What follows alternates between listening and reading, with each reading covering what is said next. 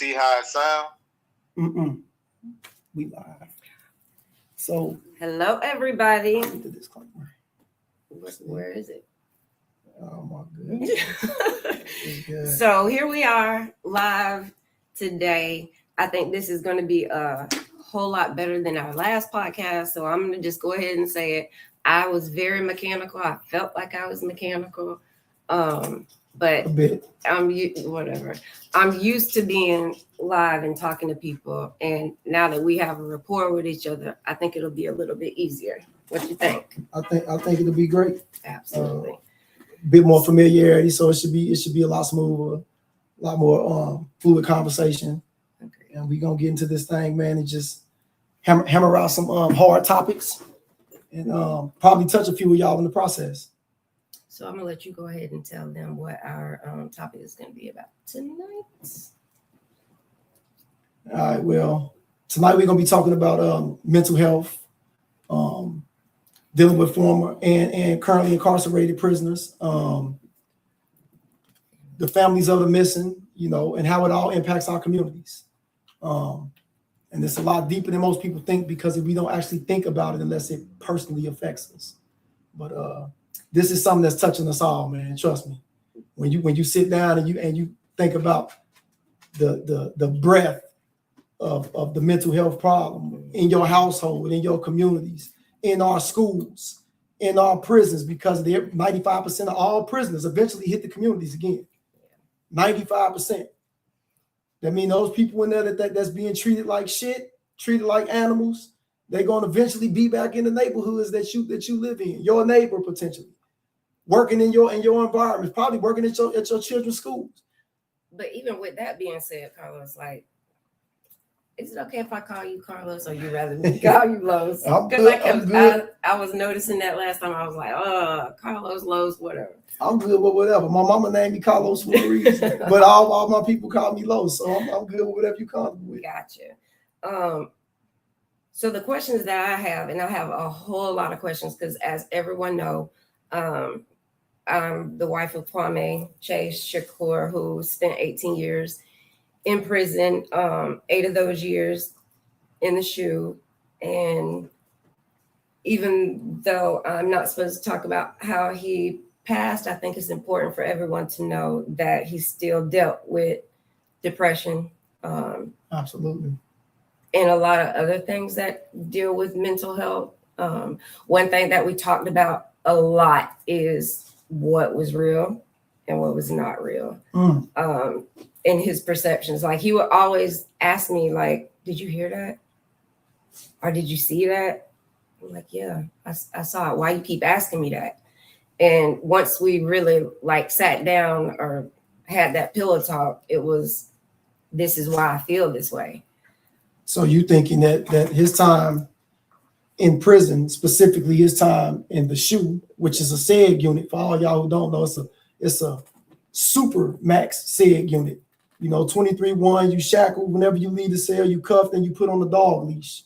Dog leash is then put between the shackles in case you decide to become disruptive or resistant, which they can yank up and make you fall face first into the concrete. And that's with the SHU, not in the That's the SHU, and that's in Indiana, that's Westville Supermax Lockup Unit as well. What used to be MCC, Maximum Control Complex, it's now WCC, but it's the same kind of environment. Yes. I'm glad you're explaining that to me, because I thought the SHU was in every prison.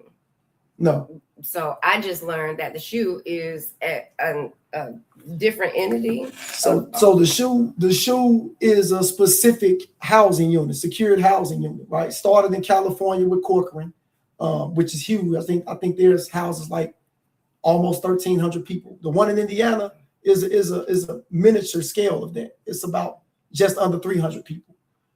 Same concept, same design, same inhumanity. You know what I'm saying? Same cruelty, same mental issues going on in each one of those cells.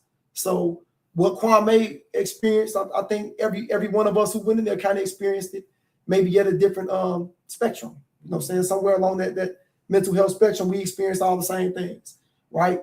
Loneliness, stress, anger, like the hopelessness that comes with not knowing how long you're gonna be back here because you don't always have a release date from the shoe. Right? Yeah. So sometimes I was back there indefinitely, right? In fact, I was back there with him indefinitely. How that happen? How do you go? It's what the administration does when they feel like they can do what they want to do. So until you challenge it, that's what you're gonna deal with. How do you challenge going to the shoe? So I mean, if you did wrong, you did wrong. It's jail inside of jail, right? Basically, yeah. Mm-hmm. But it's different because again, so listen. SEG is where you go when you create disruptions or commit acts that cause you to be considered problematic, right? Okay. They'll give you a hearing by officers, sentence you based on the charge that you receive. Like you going to court. Swear to God. And then you're gonna end up on the SEG unit. Now all SEG units aren't the shoot, right? In Michigan City, I was on IDU. I was on NSB back in the 90s. You know, SEG units where it's still 23-1, but you come out with other people. What's 23? Means 23 hours in the cell, 1 hour out, right? But on those units, you get the rec with other people. On the shoe, you coming out that cell by yourself, and you are separated by doors or fences when you talk to other people. Yeah. So it's different. But you definitely deal with a lot of mental stress, man, and most people won't talk about it because as men, that hyper masculinity sets in, and you like, man, shit, I don't want nobody knowing how vulnerable I really am in here. Yeah. But in that cell at night, that shit hitting you. It's really hitting you. Like mail call come, no mail. You only get the phone once a week for 20 minutes on the shoot. So if you get that phone call and nobody answers that phone, that means you got to wait another week to talk to your people. So no mail, no communication, and you back here with people who might be completely gone already, like meaning they've lost it. Shit slingers, people who throwing urine, feces, people cutting themselves, right? People that won't let you go to the shower without trying to throw feces and urine on you. This is a common occurrence on units like that. Yeah, remember? Did you read Kwame book? I did. Okay. Yeah, I read his book, and everything he talked about, I laughed because it was real. And I was on them units with him. We was on D East at the city together. We was on the shoe. We was like this shit is real. But as you. So for some of us, when you enduring this type of behavior, it doesn't hit you instantly. The trauma that you'll have later down the line. You know what I'm saying? It's accumulating. I have to say this. So when I'm thinking about SEG or shoe or whatever, and like you said, it's what 10 by 10, 5 by 5 cell. It's probably like a 8 by 10, yeah, something like that. And I'm sitting up here like, okay, well, I can go in here, I can read a book, I got time to myself, I ain't got to worry about somebody hollering and this, that, and the other. But as I came to realize what was going on, we have to have that interaction. That brain has to continue to work. Because if you don't have that interaction, how do you know what's real and what's not real? So how do you? Which is crazy because this is something I talked to you about. This is something I just talked to one of my best friends about. So I've been out about 100 days now, right? 29 years I've been out 100 days. Congrats. And I hit the ground running, so I never really had time to sit back and just reflect. I've been constant since I've been out nonstop doing something, working, volunteering, active with the street organizations. I've just been active. But the last week, I done had a few instances where I've blurred the lines between what's real and what's not. Like in prison, it happens to those of us when you dream that you are free. And the dream is so real that when you wake up, you have a confused moment about which one was real and which one wasn't. That might not make sense to those of you all who've never done no serious time or who've never done no time period, right? But if you do know someone, I promise you, you're gonna understand what I'm talking about. But fast forward so now I'm on the street, and a few days ago I woke up at about 1:50 in the morning, and I didn't believe I was actually free. I thought that maybe I was in another dream in prison, and that I had dreamt I was free, but I wasn't. So I was still locked up, and that shit got the fucking with. Like, it really fucked with me. It fucked with me in a major way, to the point where I'm aware of what's going on, but I couldn't control the feeling. What was your feeling? It wasn't fear. It was just the fact that it was happening was not me, right? I thought I was exceptional in the mental health department. Like, I'm emotionally strong enough to endure anything. And the fact that this shit then creeped in this way, it blew me, and I felt weak, right? So by feeling weak, this is something you don't necessarily want to share with people, because sometimes people begin to judge you. Sometimes people begin to judge you based off the things you share with them, or they might throw it in your face. So a lot of us like to keep this shit to ourselves, but man, you need to get this shit out. Hold on, and I do got my man's calling me from the joint right now, which is crazy, because he can expound on a lot of this shit. But hold on. But yeah, go ahead. I ain't mean to interrupt y'all like that, but this real life. This is what we dealing with. So what I was going to say to the audience is, when we picked this topic, I asked Los, I was like, I think we need to talk about it, but go ahead. My man's is on the phone too. They mean to cut you off. My man's Philip Stroud is on the phone. He only got about 30 minutes, so we gonna get him in here too. But say something to the people, Papalani, so they can hear you. Brother? How you be? I'm good, Peace brother. And blessings to everybody. What's up with you, brother? Peace and blessings, man. We on here talking about mental health, and it's funny that you just called me with this little this little GTL, whatever the shit is they got going on right now. So we gonna use a little of your time, bro, to get you on here to talk to these people too. Full disclosure, man. My guy was on death row for a few years for some shit he didn't do, but that's another story we're talking about right now. The mental health issues that come with being on death row, not knowing if you're gonna get off alive, and then hitting prison for life, and all the other bullshit that's going on in prison, etc. So I want to introduce y'all to my man Philip Stroud. Y'all can't see him because it's on the phone, but if y'all can hear him, ring a bell, send a heart, do something. But yeah, go on, bro. I do think it's important, though, to give a little background so everybody who doesn't know you will get to know your situation. Right. All right. Well, most people probably know me as, either Filthy Phil, Papalani. I'm from South Bend. But that's not where my story started. My story started as Philip Andrew Stroud, Joyce's first child. My story started in the sandbox like everybody else. As a kid, growing up with dreams, family. In the future, I thought I understood. But when I was 21 years old, I was accused of a triple homicide and sentenced to death.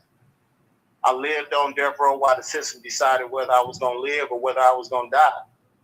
And years later, DNA evidence, things went wrong with the public defender, racist statements that was made, misconduct, you know what I mean, got me in here where I'm still fighting for my life. And what I've learned, what I've felt since I've been in here is like, I've been on death row my whole life and didn't even realize it. And now I'm a little bit more free than I was, and I'm just, it's a struggle, it's a fight.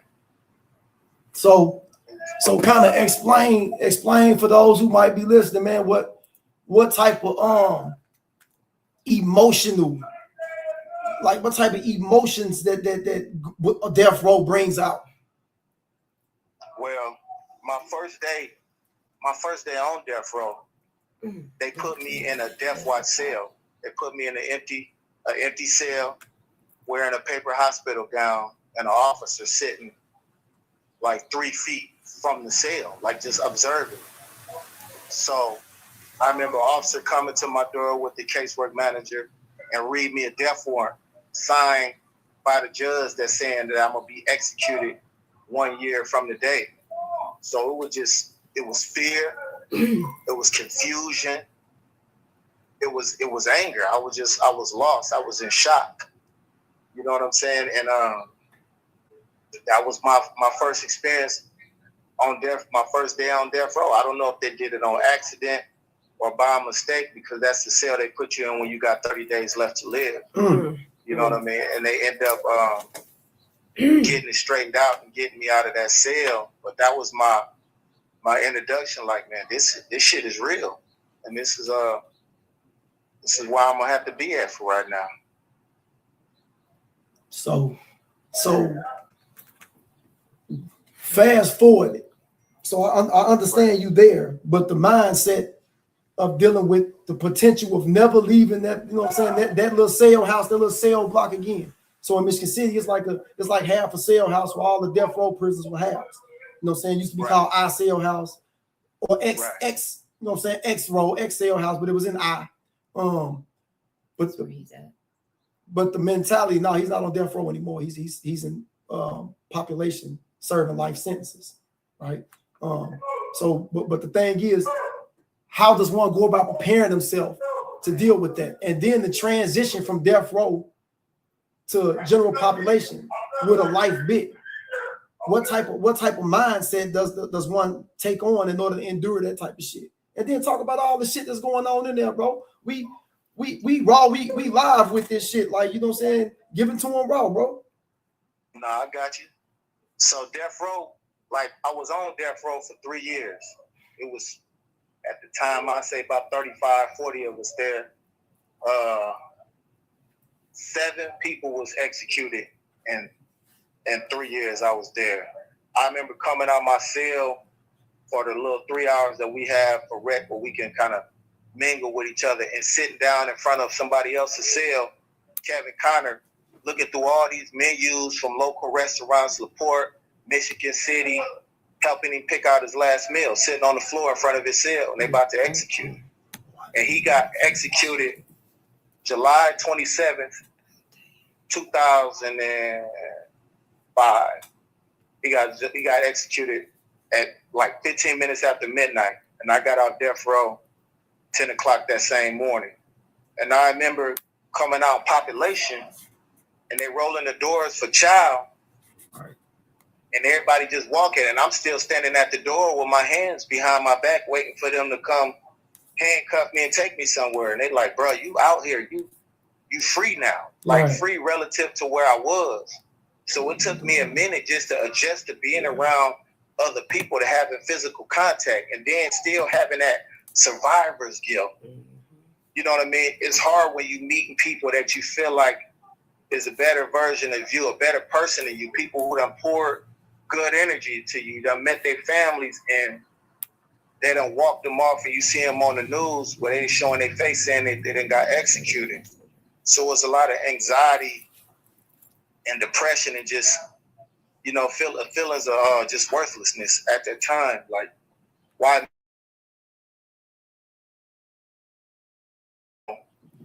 How I cope with it was just writing poetry.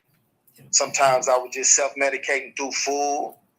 I've never really been a big drug user, but I would smoke every now and then, drink every now and then. Definitely doing a lot of sleeping. Yeah.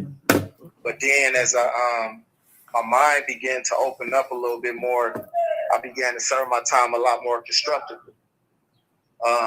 Reaching back out to the community, getting in touch with my ancestors, praying, learning more about my history, forgiving the people who had hurt me, because, you know, I had a lot of trauma, a lot of things that I had been carrying with me my whole life, different forms of abuse that had led me up to that point, to even started getting lost in the criminal justice system. You feel me? Like we talked about, from sandbox to cell blocks. That's right. You know what I mean? It's just one of the things that I had to come to grips with is how my trauma as being a survivor of sexual abuse, just as a boy, the stigma that's attached to that, and feeling like, okay, I was vulnerable, so I ain't gonna never let nobody, I'm gonna show these motherfuckers I ain't no hoe. You feel me? So then I just started going overboard. You know what I'm saying? I started turning up and making sure that anybody who come in contact with me, they will fear me first because I never wanted to be victimized. I feel like I had been made to believe that I had invited that type of abuse. So now I was going to overcompensate for that by being the most thuggish, the hardest nigga in the streets or wherever I went. So that trauma, the side effect of that trauma was how I was acting out. You know what I'm saying? Didn't have no boundaries, didn't really have no love or respect for myself or nothing and nobody else around me. And that's one of the things that trauma can do to a person when there ain't no support system around. So going through that and really being able to prioritize my mental health allowed me to start creating programs, being more of a leader, build with brothers like yourself behind the walls, creating a culture where it was okay for brothers to heal, to expand the definition of masculinity, where we can talk about these things and reconcile these things and process this pain and turn that pain into a purpose. Because it's one thing to be in physical prison behind these walls, behind these fences, but the mental prison and the psychological prison is much more severe and is longer lasting, right? So it takes a lot of discipline and a lot of reflection. So now we talking about the accumulation all this shit without having dealt with it from a professional standpoint, because you're not really talking to nobody to get through this shit. You know what I'm saying? We have to deal with this shit on our own in these cells, man. We do all the reading, we talk to each other, but at the same time, we talking to each other and we all got the same goddamn issues. So nobody's really getting the proper healing they need, but we get what we can, the way we can. And so for people like me, it was about reading and exercise and doing meditation, right? I'm reflecting. I'm talking to my brothers on the range, and I'm one of them dudes that I just try not to reflect on yesterday too much or too far to the tomorrows, because all you got is the moment, right? All we ever really have is the moment, right? Yesterday was moments already experienced. Tomorrow will be moments to be had, right? So all we got is that moment, and that's how I got through that bit. Like, let me not dwell on yesterday, because that shit stresses me out, right? Because it's gonna remind me of all the shit I lost, all the people I can't get to, all the things that I should have done differently. And I ain't one of them dudes to be living with no regrets. No matter how bad it was, man, you can't change it. You know what I'm saying? So we accept what we've been through, and we get the lesson from it, and we try to be better because of it. You know what I'm saying? No disrespect. No disrespect whatsoever. But being on death row and being in a segregated unit or whatever, it's got to be totally different. Got to be. I mean, I believe, hell yeah, but I've never been on death row, so that's something you have to talk to him about. He done been on the shoe with me, though. This is somebody been on the shoe with me. I cannot imagine. Let me tell you this, partner buddy. I done been everywhere but the electric chair. And I was not that far from there. I've been down 25 years. Damn. I've been down. I got my DOC number when I was 14 years old. I've been in and out of cells in this state since I was 11 years old. That 1 year I spent on the shoe was worse than the 3 years I spent on death row. Explain why. The psychological torture. Walking through the showers, handcuffed on a leash, escorted by at least 3 police around me. Yeah. That's where you would have found me. The other 23 hours, I was locked alone inside a cell with an intercom in it. Non-contact visits. Your family on the highway for half the day to sit with you for 45 minutes. Right. Behind a bulletproof piece of glass. Right. A couple of times of that, your girl don't know how long she gonna last. Right. She don't accept your calls no more. Right. She got another man. Right. That other man she with used to be your best friend. Right. No commissary or no mail. You stressing, losing weight. That thin line between love and hate, it done evaporated. Yeah. Yeah. So how do you do it? how do you deal with it? That to me, that's the hardest part. Like survival, you never know. When survival is your only choice, that's all you got.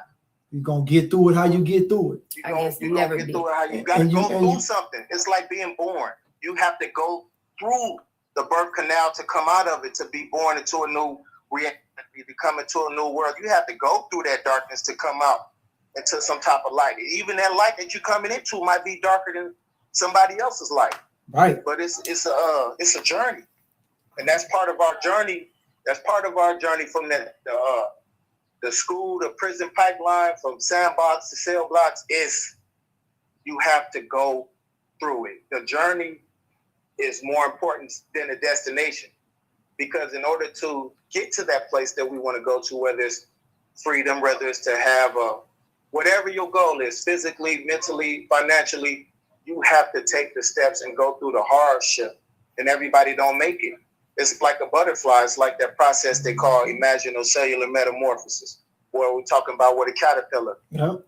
Like we be in our niggly state, on the ground, on our belly. Yeah. You know what I mean? In the dirt. Yeah. You feel me? And then we get to that point where we break down. We inside of that cocoon. And even within all of us is the properties. It become something better, to become something beautiful, to become that butterfly. But everybody don't make it out of the cocoon. Some people don't make it past the caterpillar stage.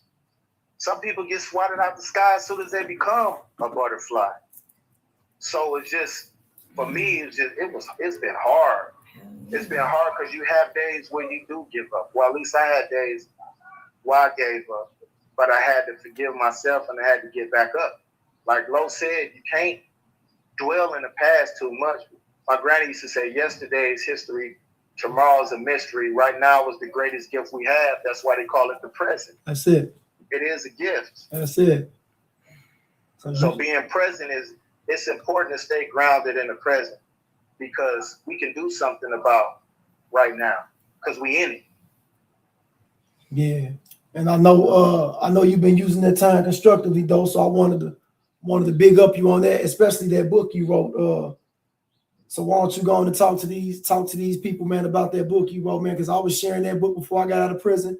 Every vice lord, every GD, every stone that used to come to me, that look at me with admiration or for some guidance, I was pushing that book in their face.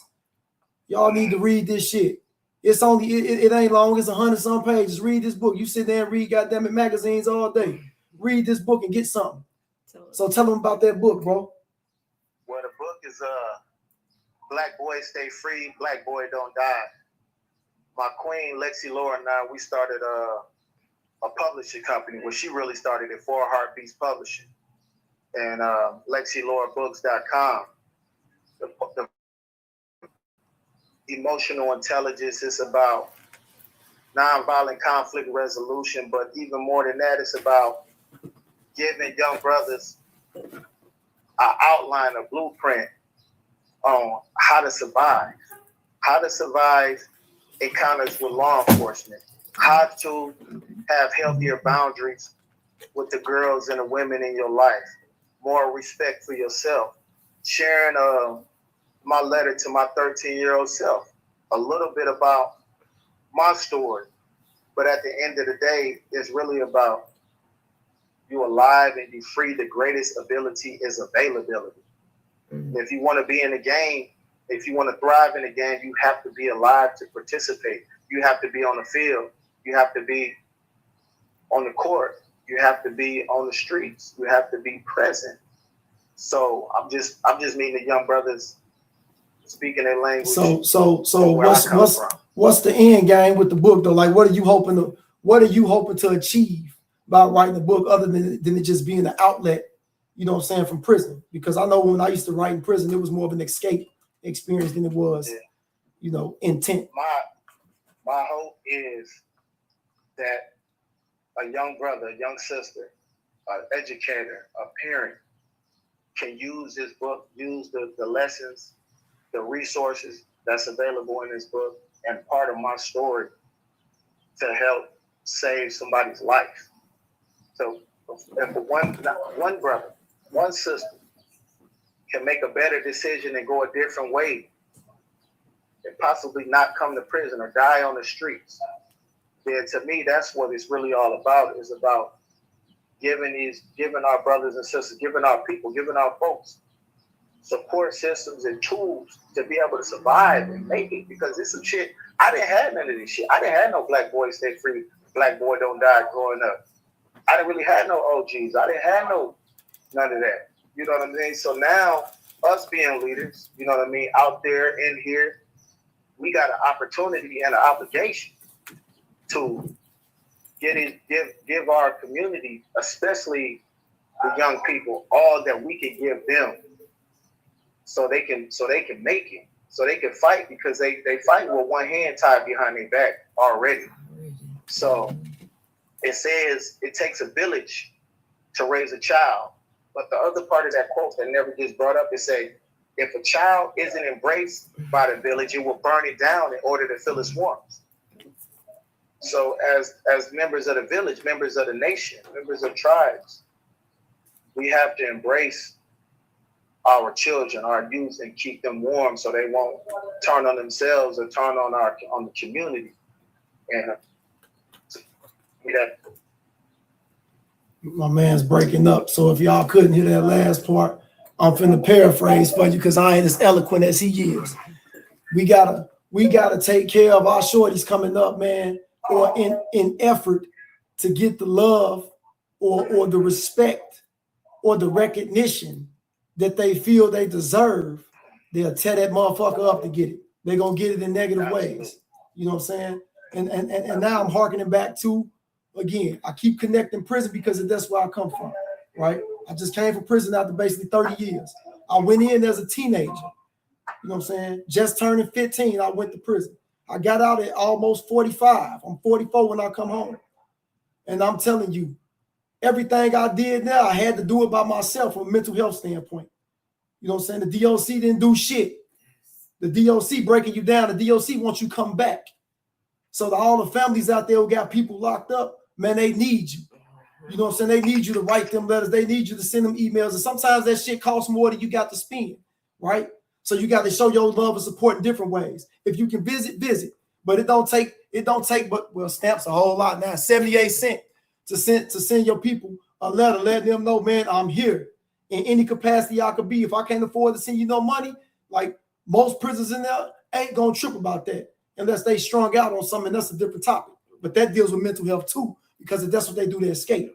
You know what I'm saying? They trying to get them drugs to escape the hellhole that they dealing with on an hour by hour basis. We ain't talking about day to day. Some of them prisons, minute by minute, they get worse and worse. You know what I'm saying? When your neighbors you talking about real live blood letters, niggas that's gonna come out, and if they feeling bad, they might poke your ass up. You talking about somebody that's next to you that might just be a sexual deviant. All you want to do is jack off all day. You know what I'm saying? Like we dealing with all type of shit here on a hour by hour, minute by minute basis, and they got to deal with that shit. So getting a letter from somebody that's letting them know, man, I ain't forgot you. You know what I'm saying? I still care about you. I'm thinking about you. We miss you. A couple pictures. That shit do wonders for a motherfucker locked up. You know what I'm saying? That's like you, everything. Yeah, it's everything. And let alone get a visit and be able to call, because most people ain't that privileged in prison to have all that available for them. You know what I'm saying? To be able to get letters or emails, because they doing most things by emails now. Being able to reach out and call someone and get a visit, like you winning. Right? This is how you circumvent loneliness, and that loneliness turning into something else, right? But it's still gonna be something there because you removed from the people you love in the society that you want to get back to, right? So we talk about eventually 95% of us who've been in prison will go home. What type of people do you want re-releasing back into the community? You treat these dudes like shit. You cuffing them. You got them in cells with water that don't run, sometimes water that don't stop running. You got them in cells with lights that don't cut off, sometimes light that don't cut on. You got them in cells with no windows. Like sometimes you got dudes in there without blankets, without sheets, roaches, you know what I'm saying? All type of shit, ants. Like when you got people living like this in these conditions for years, the constant disrespect from the prisoners and the COs. You talking about tolerating this type of shit for years? the type of trauma that's building up is compounded like money in the bank interest, that shit gonna take its toll, and eventually you're gonna have somebody that's getting out to the community and victimizing the same community members that never gave a fuck about what's going on in them prisons, right? Because it's not directly impacting them. But this type of shit here gonna directly impact you, and then you're gonna be wondering how you could have stopped it to begin with. Well, get involved. You know what I'm saying? Start caring. Everything ain't just about you and your household, but that's where it starts. You know what I'm saying? So that's where we at, man. My man's in prison. Absolutely. I don't know how much longer he got, but I know them calls only 30 minutes. And I don't want to just hang up on us in the middle of him talking. So what I'm gonna do is I'm gonna get my guy out of here right now before it do. And if you got something you want to say to these people before you get off here, bro, you know what I'm saying? Speak your piece, bro. You got the flow. So, first of all, I just want to say thank you, Almighty, to the multitudes. Yes, sir. If you can see me, I'm gonna tell you that. Just because you on the streets don't mean that you free, and just because you locked up don't mean you in prison. It starts with our mind. You don't have to be afraid or ashamed to ask for help. It don't make you less than a man if you're going through depression, if you're going through anxiety. Like Los was just saying, all of us, we are the village together. No matter if you in here or out there, we need y'all.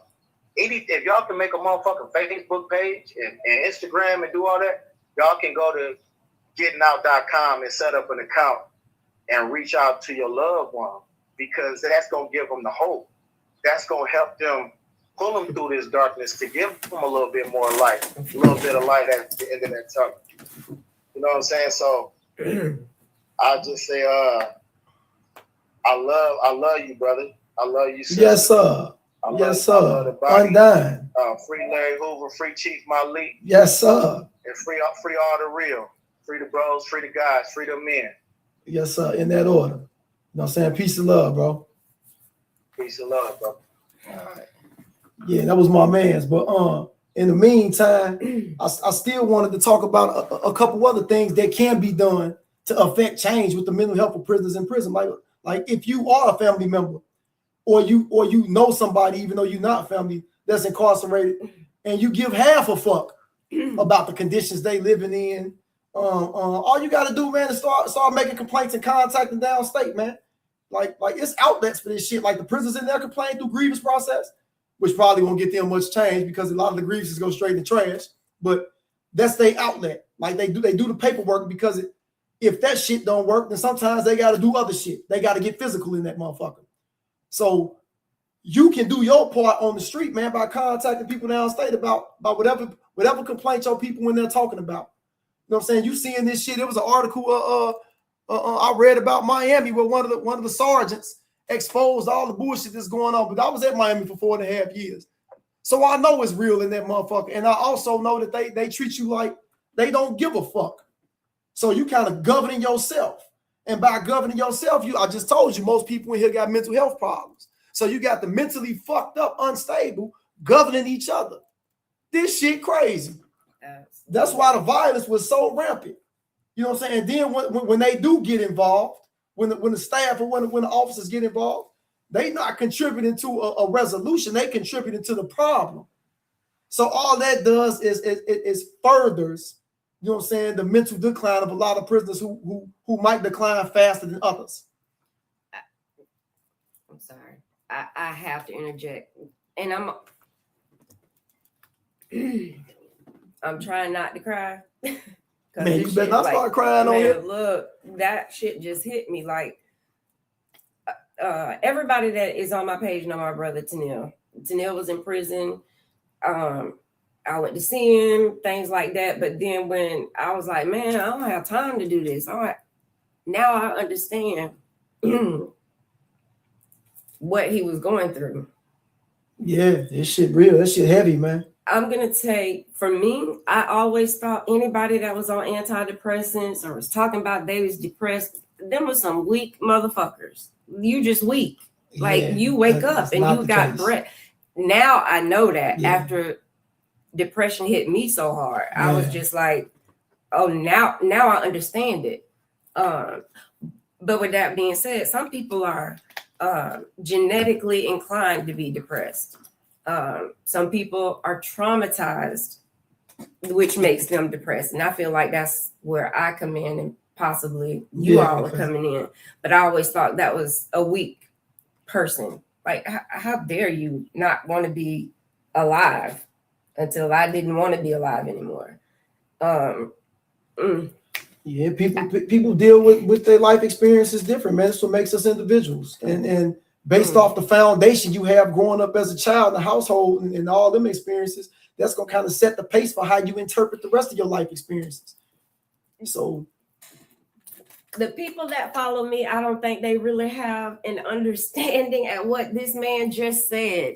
This man said that they gave him his, what is it called? Last meal. Like, what the fuck? Could you imagine? And he was how old? They made a mistake, early 20s.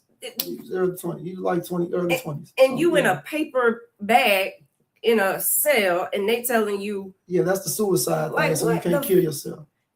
Come on. I couldn't, I would have broke a long time ago.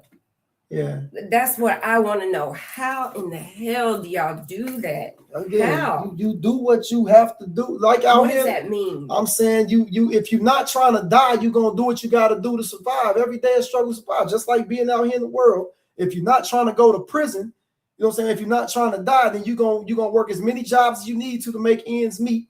You see what I'm saying? Yeah. It's the same kind of mindset in prison. I'm gonna do whatever the fuck I gotta do to get through this bit. You know what I'm saying? But I'm not looking at the end game of this bit. I wasn't. Me personally. I can't speak for the next person.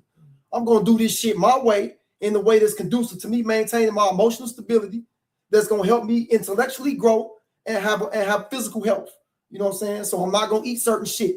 I'm not going to participate in certain shit. I'm not going to indulge in drugs. You see what I'm saying? Like, all this is a part of the mindset of surviving in the joint. So this is how I'm getting down. I'm going to work out constantly. I'm going to read constantly. I'm not going to tolerate no disrespect. I'm not going to be giving out disrespect. You know what I'm saying? All I'm trying to do is make sure that Los, when I'm doing this time, is optimal. Everything I do, I'm trying to make sure I'm at peak performance. You know what I'm saying? I want to be able to be sharp when it's time to think. You know what I'm saying? Have my wits together. I want my body to react the way I want it to react when it's time to get physical. You know what I'm saying? I want that emotional stability to be there. And I want to have a breadth of understanding by reading, so that when my brothers in here or my people on the street contact me with an issue that need resolution, if I got the answer, I can dig into their reservoir of thoughts, because I done read a whole lot and I got experiences I done put into interpretation, and I can give it to their ass so that they can make the best possible choice based off the information I gave. Like, that's how I'm coming. How did you come up with that? Because again, like I said, I would have been broke a long time ago. Yeah, but I grew up in prison, so this is something I had to grow up and find out for myself. I went to lockup at 15. I got off lockup I was on lockup in the county, fighting COs and shit. Got on lockup at the city, fighting COs and shit, fighting other prisoners. So all that shit turned into me going to lockup and not getting off until 2009 as a 27-year-old man. Wait, what? You know what I'm saying? So I'm going in here as a teen, getting off lockup as a 27-year-old man, and all this shit I'm telling you I had to figure out in between that time on my own. So that's the shit we dealing with. Then the mental health issues that's going on. Mm-hmm. And now here I am, one of the 95% that got released. I'm out here. I didn't have no mental health specialist talking to me. Yes. No counselor. I ain't been out here talking to no counselor. So I've been dealing with this shit on my own. Luckily for myself and the community, I ain't come out here a depraved man. You know what I'm saying? I ain't come out here and try to victimize nobody based off the bitterness inherited from prison. So I wanted to share my experience in order to help myself and help somebody else who can get this shit I'm giving and not have to go through what I went through. That's why I be on these youngsters' asses the way I do. You know what I'm saying? Yes, I'm a member. I'm not a gang member. I'm a street organizer, right? And I'm a part of Vice Lord. But we ain't out here promoting no goddamn gang banging. I ain't getting at you because you throw up bars or you throw up another color. I don't give a fuck about that. How your mama doing? Right. You know what I'm saying? How you doing? Anything I can do to help you, you know what I'm saying? Let me give it to you. Like, that's what we on. You know what I'm saying? I ain't out here selling no dope. You know what I'm saying? We don't do that shit. That shit people doing it in the communities, we understand that's what happens. But that ain't what we promote. We acknowledge that it exists, but that ain't the shit we promote.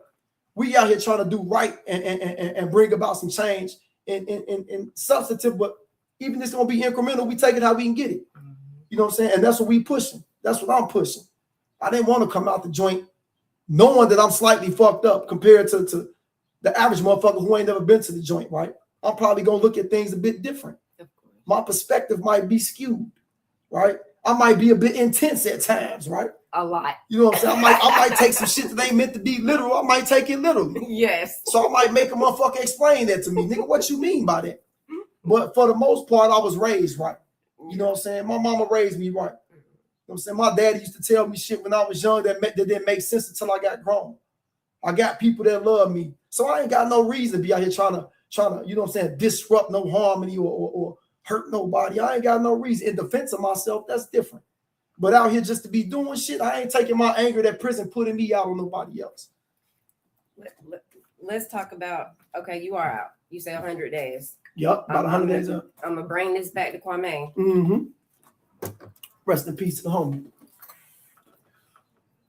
Depression hit him really hard out here, and he was doing the same thing, pushing community, self-righteousness, everything. Yep. But it still didn't stop him from being depressed. And of course, as a nurse, that's my first thing. Hey, let's go get you some medication. Right. Let's go talk to a therapist. And then, he was out, I think, 9 years, and still depressed. How do you think that you're going to be able to I'm trying to think of the word, maintain your mental stability long term without being able to talk to anybody? Like I told you, I deal with things on a moment by moment basis. So the moment I feel like I need to talk to somebody, that this shit becomes too much to handle alone, excuse me, I got a bunch of people I can call. But not a therapist. I got one of them too. Okay. One of the sisters, you know what I'm saying? Marla Gadet. But I'm saying, like, I got somebody I can call. And I'm not ashamed to let nobody know, like, I'm struggling. Like, because it'd be like, again, man, I can get two fucks about somebody judging me when I know I'm the one in need. You know what I'm saying? At the end of the day, I'm the one experiencing what I'm experiencing. And if you gonna judge me for that, man, you know you ain't somebody I should care about your opinion anyway, because you don't give a fuck about me anyway. Yeah. You know what I'm saying? So yeah, I like surrounding myself with people who actually give a fuck about my well-being. And if you give a fuck about my well-being, then you gonna care about if I'm slipping emotionally and shit ain't seeming right. You're gonna be concerned, because I'm gonna be concerned about the people I care about. You know what I'm saying? And whatever you share with me will be in confidence. And that's how I expect it when I kick it with other people about whatever I'm going through. But that being said, man, you know, it's so much going on from a mental health standpoint. We could talk about this shit for hours nonstop. But you represent a different element, right? So people that are missing, you are the family of someone that's missing, someone's that's missing. What type of toll does that take? You know what I'm saying? You got people that's been missing for years. Yeah. Again, it was very hard for me because I've always thought a person is weak. But when I got to the mental mind frame that my kids were asking me, Mama, what do you want to do? Nothing. Mama, are we going to do this today? No. Mama, do you want to live? No. Well, you got your grandkids. All right. Well, I brought y'all up. Y'all know how to take care of y'all own grandkids. That ain't got nothing to do with me. I did not want to be on this earth. And I'm going to tell you this. It didn't happen because of Tanaya. It didn't happen because of Johnny. And it didn't happen because of Kaya. I went to a deep depression because I lost my daddy.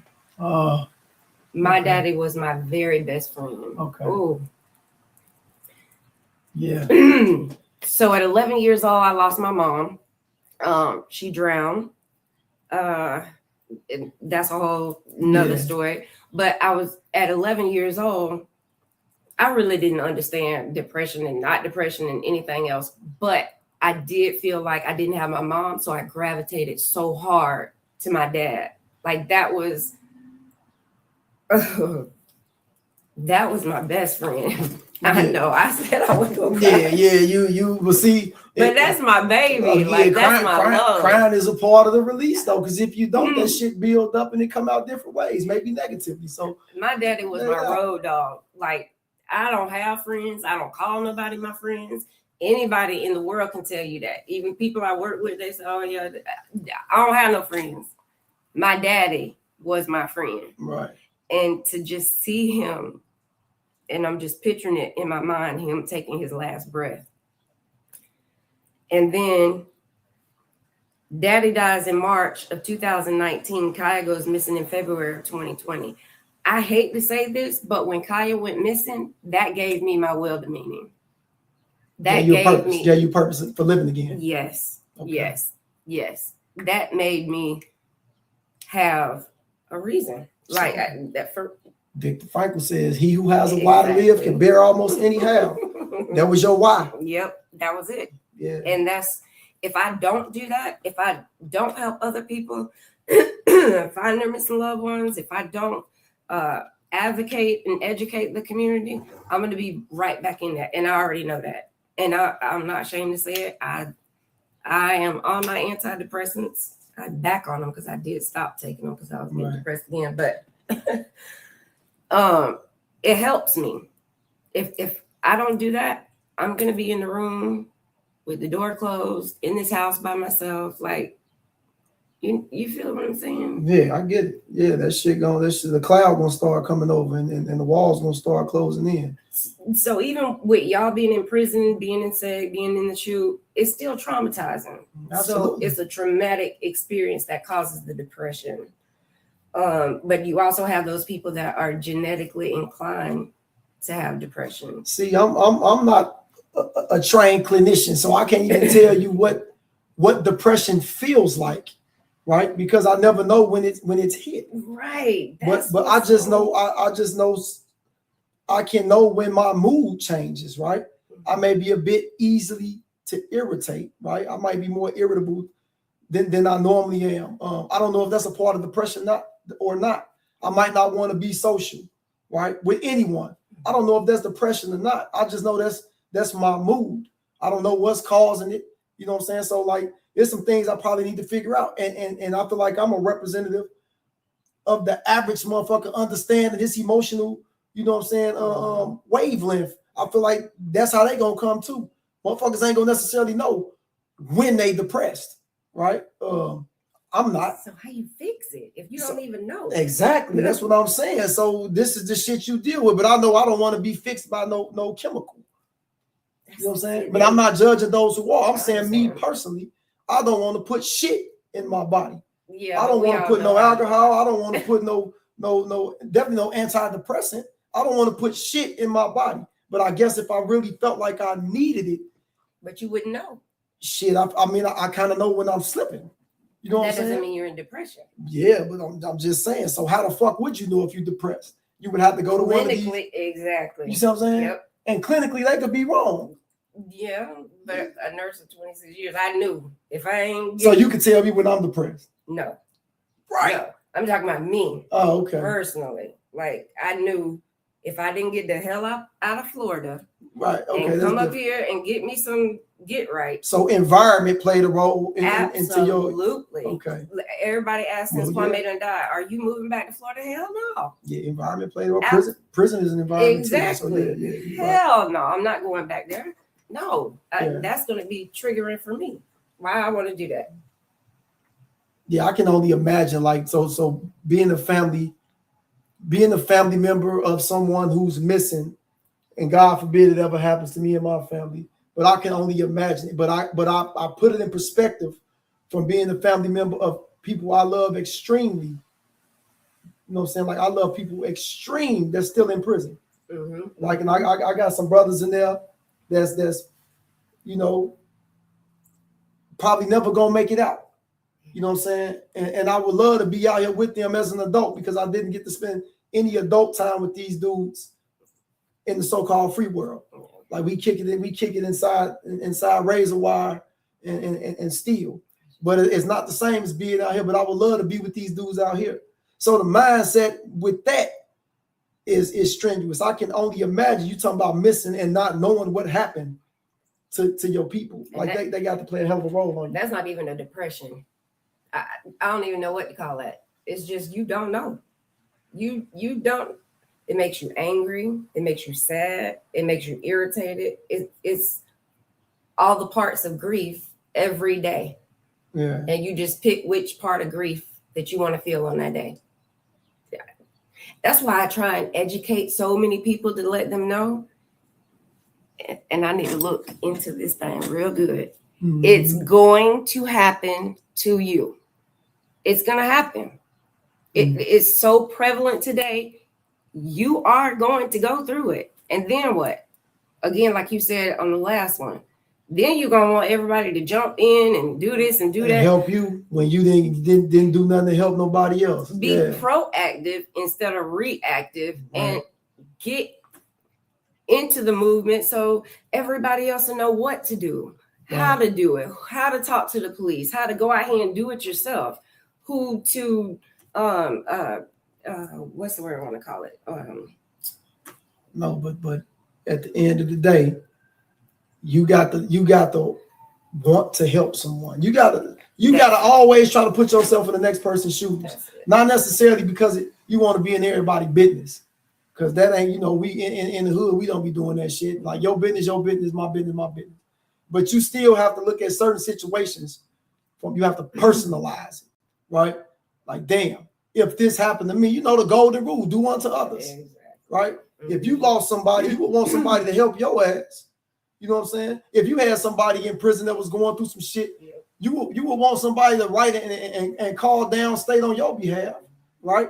That's the same mindset you got to take when you're dealing with other people that with issues that's not directly impacting you, because it literally everything directly impacts everyone else. Even if it ain't immediate, it's gonna directly impact you. You know what I'm saying? Like I said, I keep harking it back to prison because that's where I just came from. And these dudes coming home. I just left Westville. Westville is fucked up. The people in Westville, these little niggas is fucked up. Like cats is in Westville, man, doing all type of shit, like just to get high. They smoking the glue out of rat traps. This is the type of shit that's going on. These the same motherfuckers that's gonna come back to the hood. This somebody's daddy. This somebody's son. So these motherfuckers finna come back to the neighborhood with this kind of mindset. Motherfuckers is trying to escape so bad that these dudes will take the glue from a rat trap and smoke it. You don't know nobody like that. You got to be certifiable to be doing some shit like that. And yet that's what's going on. And that's finna come back to the community again. It ain't affecting you right now, but you never know. That same one who did that might be pulling up on some bullshit about your car, about your house, about anything. We don't wish for that shit on nobody. I'm just telling you like how everything is a spider web. It's all connected. All connected. And what reverberates here will eventually reverberate down here. You know what I'm saying? So just pay attention, man, and be a bit more mindful of how you approach shit and how you look at shit, man. Perspective is everything. How do we help those that's not our family in prison that are about to get out? How do we keep them sane? Sane. It's gonna be hard to do from out here, and I mean, at this point, I can't do nothing but offer some information about how to do time, because it worked for me. At least I believe it did, right? But everybody got to do their own time, though, Katrina. So I can't tell the next man how to man his life. You know what I'm saying? Yeah, and you said that about listen. I'm just saying. No, shit. Somebody has to have the wherewithal to make sure that people continue to know what you're trying to give them. Right. Educate. Information. This is what we provide. But you have to stay on them because they will break. So this is why we go. I mean, you hit people with information on a consistent basis. At some point, what you saying to register. Like I say, my G, you know what I'm saying? Dr. Geraldine Carter. This is something she been beating into me. You are only responsible for input, not outcome. I just told you this the other day. Input, not outcome. Why? Because I can talk to you and tell you blue in the face. but I can't physically move you to do the shit that I'm sharing with you verbally. You know what I'm saying? Like you have to let it resonate, and then have to be the one to want to act on the shit that I'm saying. And then what? And they then, come back to you and for you to tell them again? No, but I'm saying I'm gonna keep telling. I keep giving you what I'm giving you. Like that's the least I can do. It don't cost me nothing to tell you some positive shit or what I feel is the right way to approach a situation. Mm-hmm. It's on you to commit to wanting to change whatever situation you in. That's it. And making the, you know what I'm saying, to making the proper movement to get it done. Absolutely. You gotta want to change to make it change. Yeah. But if you're constantly hearing, that's kind of like doing meditation, right? You're constantly saying affirmations. Exactly. You tell yourself something enough. So now we're talking about attraction. That's a different topic. But the spoken word, you know what I'm saying? That's vibratory. You attracting the shit you speak. You attracting, that's energy. What you think. The thought of energy is an attractive force. It's magnetic. Mm-hmm. If you thinking and you speaking and it's in sync, that shit will come to you. I know this shit sound like some hocus pocus shit, right? But that's what you got to do. And this is the type of shit that got me through the mental chaos I dealt with during my incarceration. How did you learn that though? Somebody told you. I read. I did a lot of reading, and my G was the one who sent me a lot of these books, right? But you gotta want to read this shit because you ain't gonna read it if you not on that kind of time. I was all about trying to make sure I had stability, simply because when I went to lock up and quit, because I don't want to keep dragging this shit out. But when I went to lock up in 2000, I went to Westville's MCC, right? And I was on the unit, on C pod. And I had to have about 2 or 3 motherfuckers on the range of me that was certifiable nuts. I'm talking about crazy as hell. Slinging shit, threatening the COs. And if the COs don't come down there, they gonna throw shit on them. When they open that slot to feed you your tray, they throwing piss and shit on them. So I smell piss and shit and mace 24/7 for an extended period of time. That shit fucks with you. You're talking about sensory overload. Yes. You know what I'm saying? Killing your smell senses. Mm-hmm. You know what I'm saying? You talk about not being able to change it, so the anger is seeping in. Now you got to find a way to dial this shit down so that you can concentrate on something long enough to get something done. So now I got to work out. I got to read. I got to take my mind off the smell and the noise, because niggas is beating on the doors all day. You know what I'm saying? Beating on the toilets with combs and toothbrushes. Dang, dang, dang, dang, dang, all day, 24 hours a day, to get the attention of a piece of shit guard who's provoking this shit. You know what I'm saying? Not feeding these dudes, not giving them their mail bags. This the shit that's going on. So I just sat there and focused on what I wanted to focus on, not becoming them, right? And that's how I did my bit. Not becoming like that, I need to do this. And that's how motherfuckers got to approach their life. You got to man your own life. You know what I'm saying? And all I can do is tell you how I got through mine. And if it can help you, you know what I'm saying? God bless you, and you can use that. And if it can't, you got to figure it out your own way. Yeah, that's all right. You just said something that kind of put the light bulb in me. You said sensory overload. Yeah. But then you also got sensory deprivation. Absolutely. You have no contact with anyone. Like this, and this is what I'm saying. You in an emotional flux. Exactly. Because you know, as people, right? We are social beings. Mm-hmm. So you want to be able to talk to someone. You want to be able to laugh. You want to be able to express and do all this shit, and there's nobody there. So you got to make do with being socially isolated. And then you got to make do with all your other senses being overwhelmed. Non-stop noise. You know what I'm saying? Stench 24/7. You know what I'm saying? No physical contact. Really no verbal. The food they feed you, to be fair, the food was good when I was there. That was back before Aramark took over and fucked it up. But the food was good when I was there. But they gave you enough just to survive. And because I'm a vegetarian, I didn't eat meat. I went from 187 pounds to 158 pounds on that unit. You know what I'm saying? Yeah, they give you just enough to survive. So again, all this goes into the mental health. You feel like you're starving. But you put that into perspective by knowing that there are people that are really starving in other parts of the world. So it humbles you and makes you feel like, you know what I'm saying, shit could be worse. The cup is half full. That was my approach to doing this time. So that's just amazing to me, because seriously, that's torture. That's what they do to people to make them go crazy. Again, that's the whole purpose of it. But recidivism. My point to all of this is some people don't make it out of there. And even when they do make it out of there, years later, they do things to themselves that sometimes people commit suicide, sometimes people commit homicide. Sometimes people do both based off the trauma that they've experienced over their life, and nobody gave a fuck enough about it to pay attention to it. I'm just saying that. I mean, and that's what my mind frame is. Like when we first started talking about it, like, how do we stop it? I don't know how to completely stop it. I know. I'm just saying, I just feel like awareness. Yeah. Awareness is half the battle. Just being aware of you know what I'm saying, the people around you, being aware of yourself, being aware of your family members, so we can prevent them from going through some shit and suffering in silence.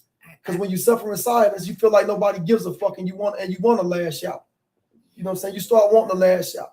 And if you don't have that outlet, you eventually will lash out. And you might victimize somebody or victimize yourself, man. And yeah. As family of people that have been in prison, y'all hide that shit real good. Absolutely. So it's a masculinity thing. Exactly. Yeah. So we as women, we're emotional. We can't make you say, okay, yeah, I'm depressed. Or again, being a nurse, I understand the symptoms, but the layperson not gonna know. But this is what this little venue right here for, man. Yeah. You just, if you can reach one person, man, by letting them know that if you're going through something, it's okay to share it with somebody so you can get the help you need. Then we've achieved what we was trying to do with this particular episode. Yeah. All we trying to do with every episode is reach somebody with the information we sharing. You know what I'm saying? And if it can have a positive impact on them, we won. You know what I'm saying? Point blank, period.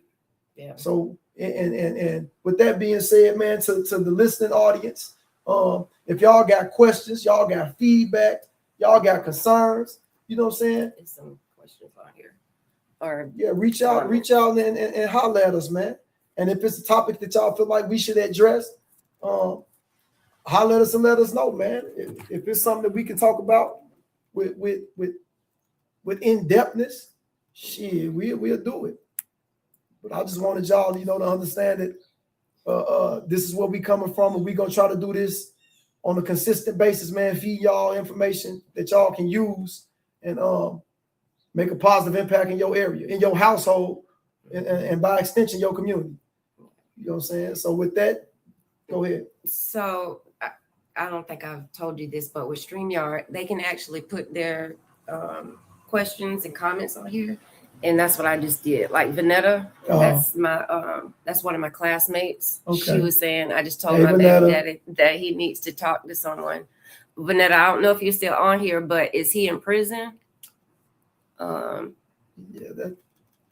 Hope is saying literally torture. Yeah, I'm reading the comments. Megan Jones, that was one of Kwame's friends as well. Okay. Tasha, a member of Missing Struggle, said that's happening. Same thing in New York. Yeah. This ain't exclusive to Indiana. Prison is prison, man. When you socially isolate people, we all human, so we all going through the same emotions, man. It's just on a different spectrum. Like something might affect you a bit more than it affects me, and vice versa. But it's happening. And whether you in New York or Cali or fucking Alaska, 95% of the people in there are going to be released one day.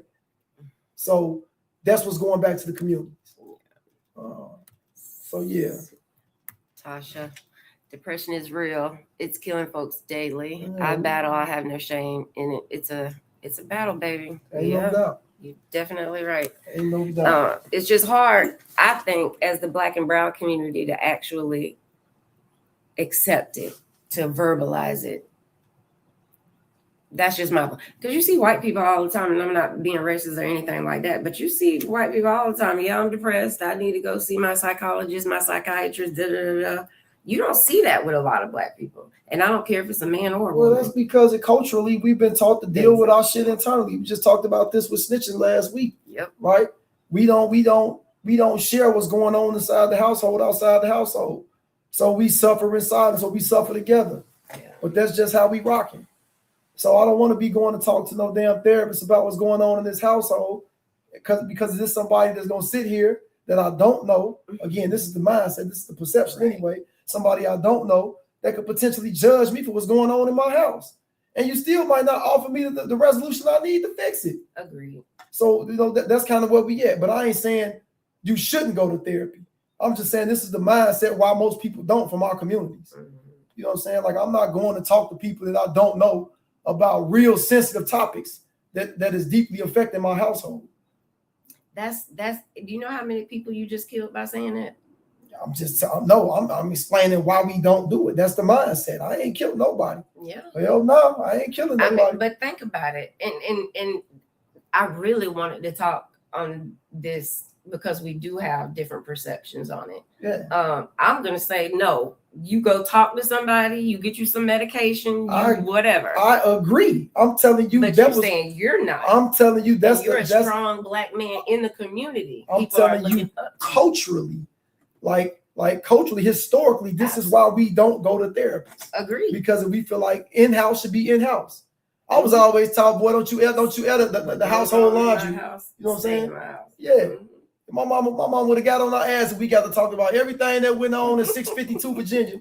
You know what I'm saying? With the common public. Nigga, that ain't nobody business.